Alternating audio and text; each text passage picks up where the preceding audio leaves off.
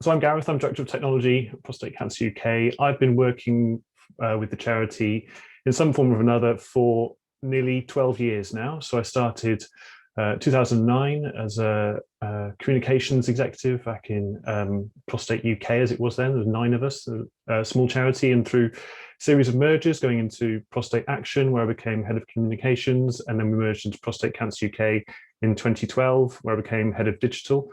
And I was that role for about 5 or 6 years before I became associate director of technology. So I come from a kind of a communications background, and I know a lot of what Sam was talking about resonates with sort of my experience of how to use technology, because it's about how people use technology really. And my focus these days is, so as head of digital, I was looking after the website and social media and digital marketing and video production, that kind of stuff. And these days I have kind of a broad role as to how we use technology as an organization. And that's about as broad as it sounds. It's trying to figure out, we live in the digital age now.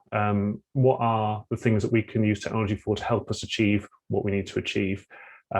So that can range from like simple things like Zoom accounts. So we started using Zoom about 18 months ago, I think.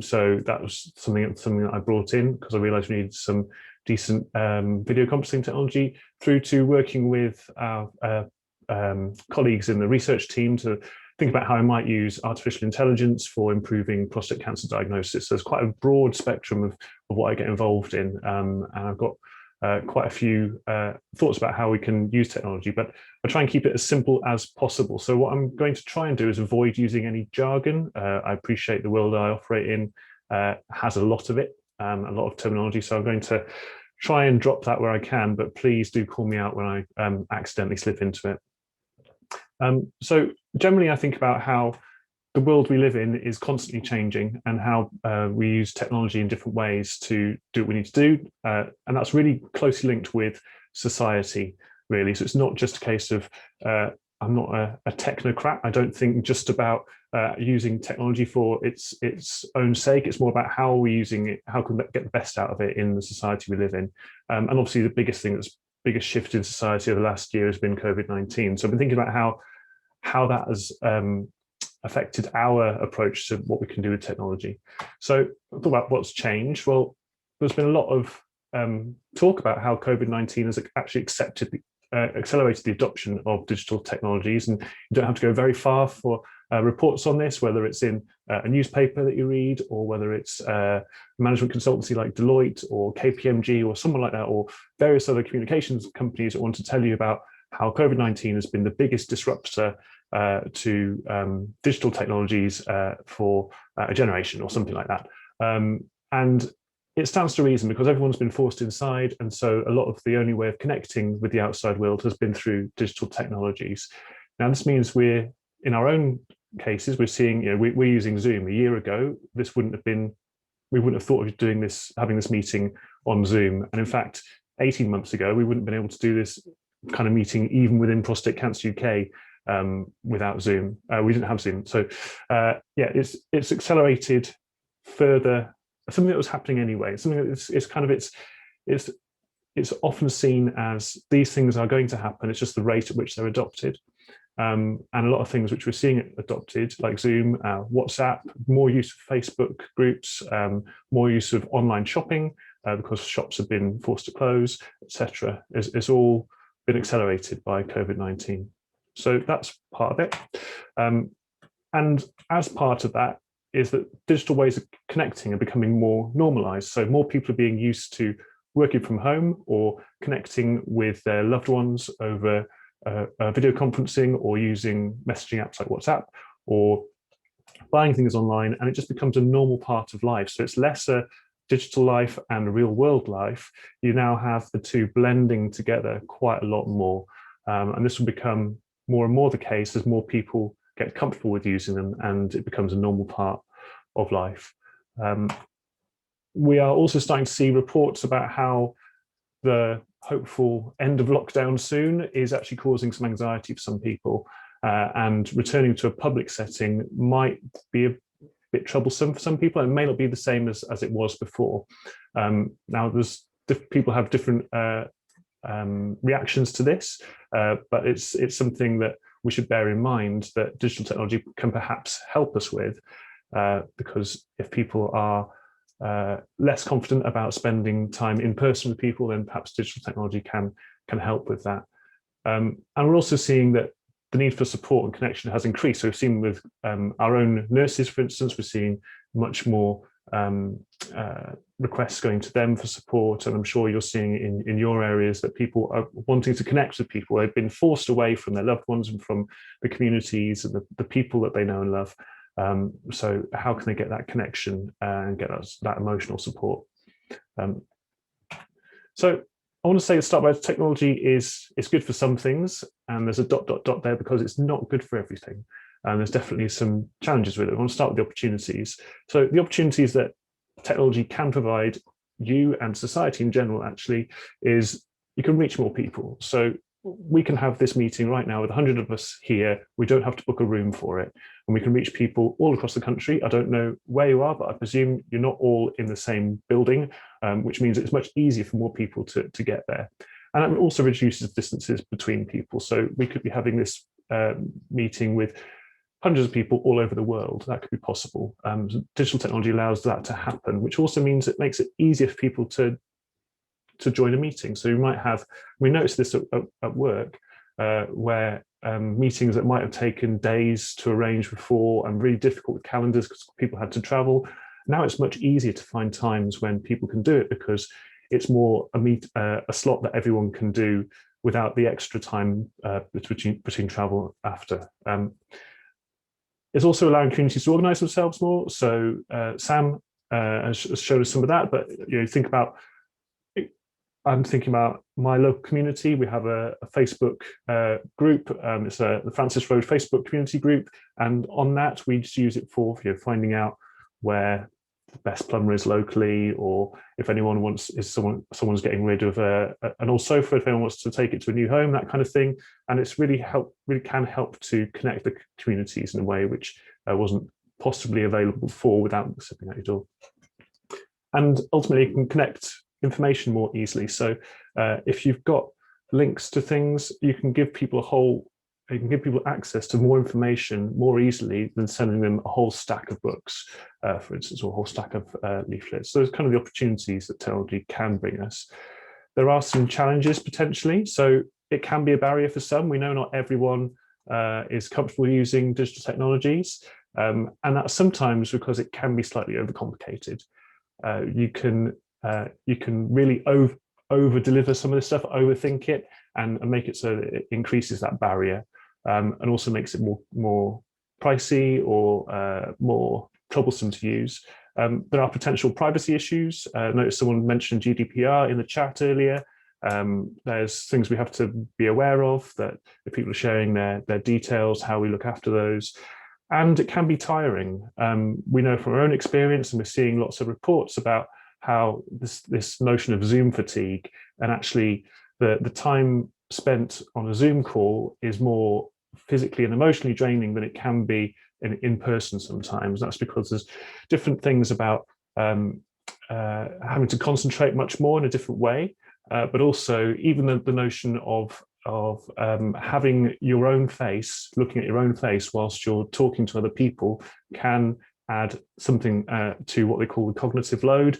So there's a little bit of extra work that your brain needs to do in order to function in this way. So you need to be mindful of these kind of things as we're going through them. I do think that all challenges can be turned into opportunities and they can be overcome. So it's not to say that we shouldn't do things positives, but just to be aware of those as we're going through. And then, because I'm always thinking about food, I thought I'd give you a bit of an indication as to, we've got a hand up there. David? No, sorry. Yeah, an indication about its technology needs and skills are all completely relative. And this is a picture of my local chip shop at the end of my road and my local Tesco, which is at the other end of my road, two places I visit to feed me.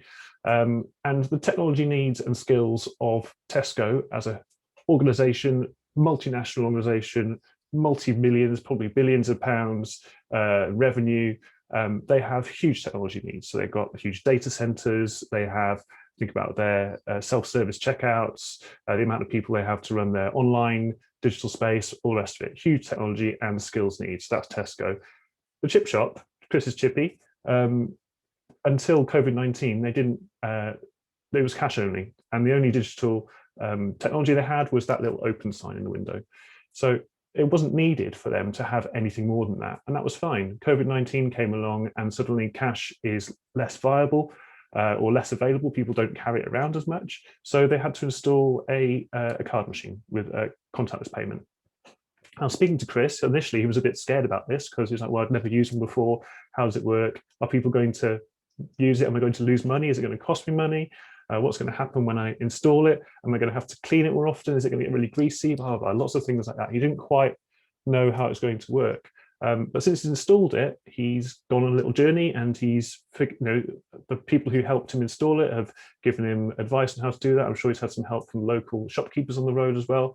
And now he's finding it really easy, and ask him about it now, and he's saying, well, it's as if I've always had it. I didn't have it before, didn't know about it, and now I have it, and can't think I would go back. And that's just a really small example of how Chris's technology needs and skills are completely different to that of Tesco, and that's fine. That's totally fine. That's all Chris needs to do. He doesn't need to have a website. He doesn't need to have a huge data center and the rest of it. He just needs to get payments through digital, through the card machine.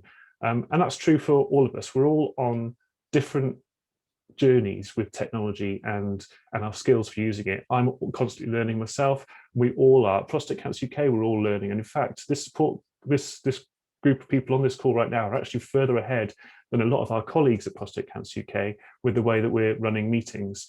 And think about where you were a year ago, probably hadn't used Zoom before. So it's something. Skills are all technology skills are all things which can be learnt. No one is born knowing how to use technology. Everything can be taught, but you don't have to learn everything. You don't have to know everything in order to operate. So there's a spectrum there which we can find our way in there. Next slide. So that comes to my last bit, which is about the ability to try things out. And I think the support group leaders have been great at trying out Zoom.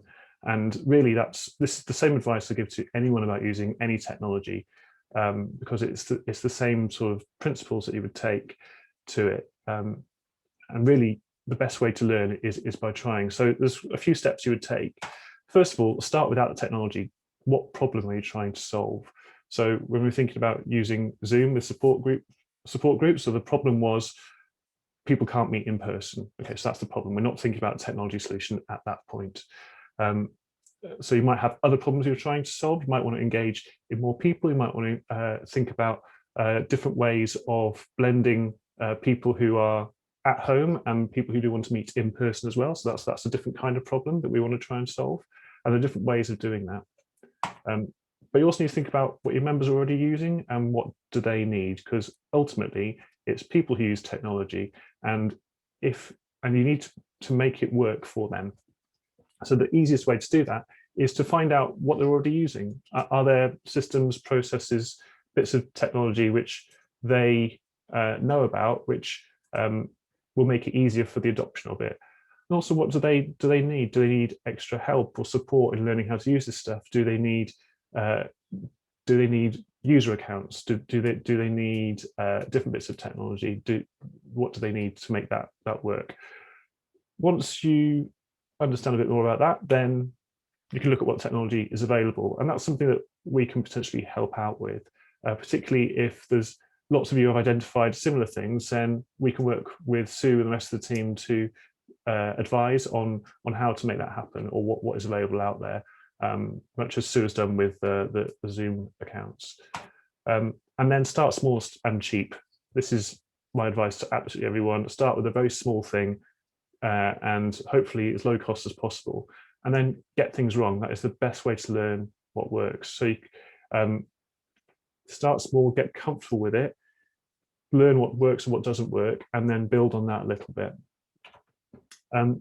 Only go as far as you need to. So think about Chris's Chippy and Tesco. You don't need to go all the way through. You just need to do what you need to do. And for some of you, it might be a Zoom account. You might want to also add in some things, linking it to your Facebook communities or using WhatsApp or other things like that. But you don't need to do all of them, and you don't need to add maybe a load more than that. You just need to keep it simple and go as far as you need to, and then just see how it goes. There is no right or wrong answer to any of this, and actually the technology nowadays makes it so that you can't really break it. You can't really get it too badly wrong, particularly if you've got some support and advice, and that's something, again, we can potentially help out with. But you need to just try it on and see how it goes, and then learn from that and build it up.